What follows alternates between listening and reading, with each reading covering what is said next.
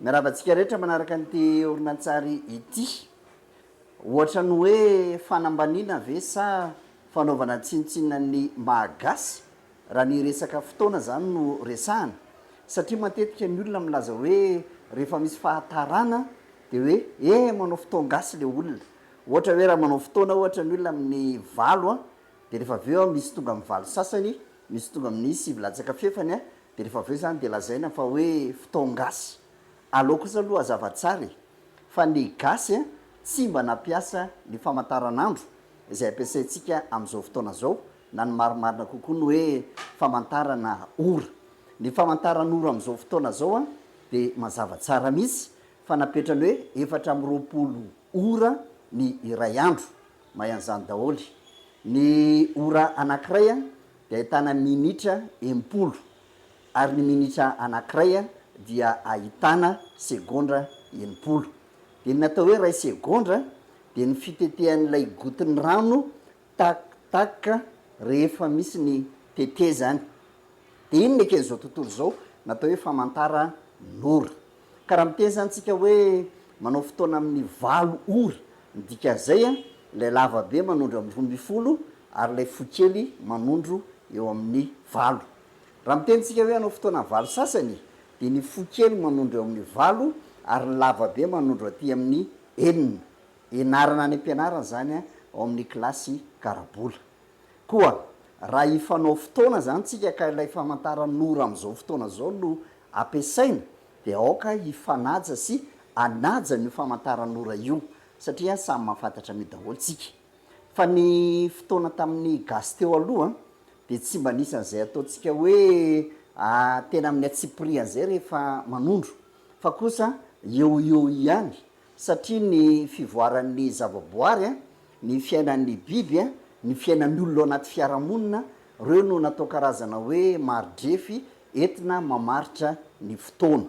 ohatra zany hoe raha maraina makeny an-tsaha de hoe efa maimbony ravina zao dikan'izay zany hoe rehefa lenan'ny andon'ny maraina ny ravikazo de efa sotomin'ny andro de efa maina ny vohony de amin'izay fotoana mahamaina ny vohy zay le atao hoe maimbony ravina ohatra hoe maneno goaky maneno sahona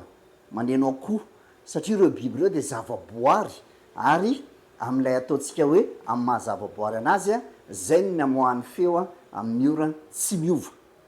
zavaboary zay ary lafy zavaboary ary tia mandinika ny natiora iny gasy taloha ohatra ihany koa zao hoe varivaky ambiaty diniana ny ambiaty ka rehefa manomboka vaky ny ambiaty zany hoe mamoaka an'le volovolony be ton'ny vovo ino izy tsika de amin'izay fotoana zay manomboka manetsa ny olona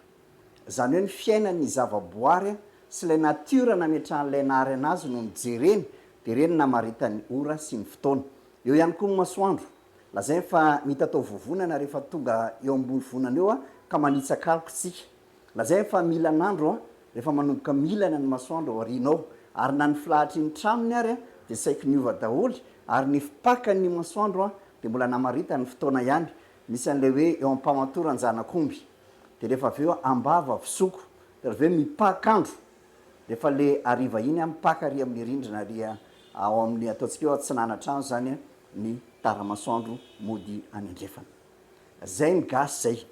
ka raha ohatra ka hoe anao fotoana valo sasany tsika ka tamin'ny valo sasany no nytenenina dikan'izay de hoe ny lavabe manondro eo amin'ny 9 ny fokely eo amin'ny 20 somary mangalatra makany amin'ny sivy zay ny amin'ny valo sasany fa hafa kosa raha hoe ny fanaraky tsika hoe anao fotoana amin'ny mivoaka omby terabao